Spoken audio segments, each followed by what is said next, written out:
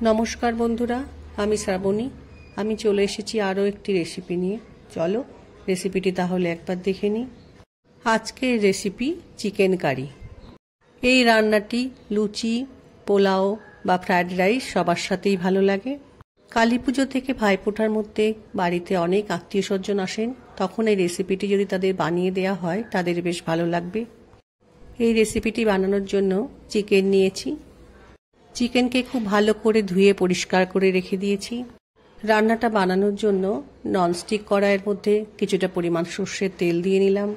তেল ভালোভাবে গরম হয়ে গেছে, এখন একটু জিরে ফোড়ন দিলাম। জিরেটা খুব সুন্দরভাবে ভাজা হচ্ছে।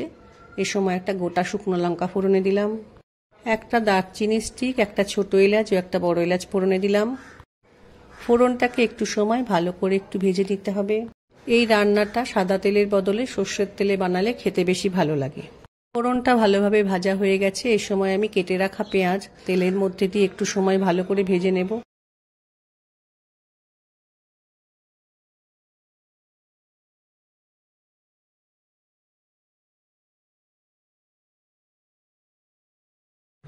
রান্নায় যাতে ভালো কালার হয় সেজন্য একটু চিনি দিয়ে দিলাম। অল্প পরিমাণে কাশ্মীরি মির্চ পাউডার দিলাম। চিনি ও কাশ্মীরি মির্চ পাউডার ভালো করে পেঁয়াজের সাথে একটু মিশিয়ে নেব। আদা ও রসুন গ্রেট করে রেখেছিলাম, সেটা এবার পেঁয়াজের মধ্যে দিয়ে দিলাম। রসুন ও আদা পেঁয়াজের মধ্যে দিয়ে কিছুটা সময় রান্নাটা করতে হবে।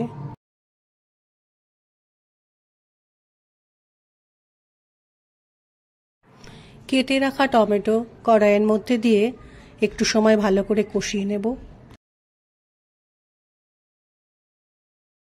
এবার রান্নার মধ্যে আমি মশলাগুলো দেব। প্রথমে দিলাম হলুদ গুঁড়ো, এবার দিলাম পরিমাণ মতো নুন। রান্নার মধ্যে নুন ও হলুদ গুঁড়ো খুব ভালো করে মিশিয়ে নেব।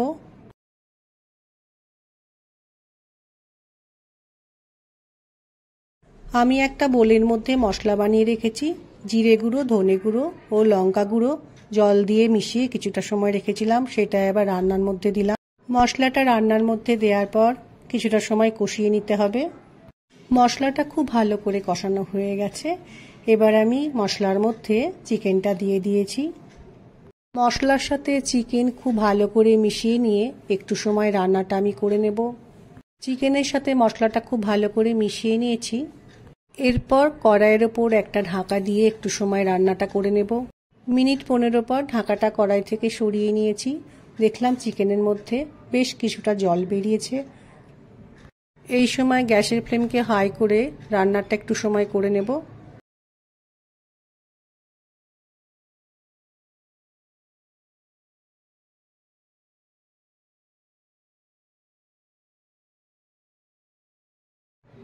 চিকেন খুব ভালোভাবে কষানো হয়ে গেছে, চিকেন থেকে তেল ছাড়ছে।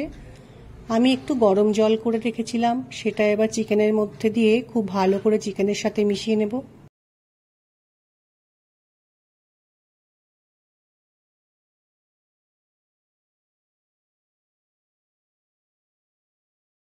রান্নাটা ফুটছে। এই সময় গ্যাসের ফ্লেমকে লো করে রেখে আবারও কড়াইয়ের মধ্যে ঢাকা দিয়ে কিছুটা সময় রান্নাটা হতে দেব। মিনিট 10 পর ঢাকাটা সরিয়ে নিয়ে একটু গরম মশলা দিলাম ও একটু কসৌরি মেথি দিলাম। অল্প পরিমাণে ঘি চিকেনের মধ্যে দিয়ে ভালো করে মিশিয়ে নিলাম। আবারও একবার চিকেনের সাথে সবকিছু ভালো করে মিশিয়ে নিতে হবে।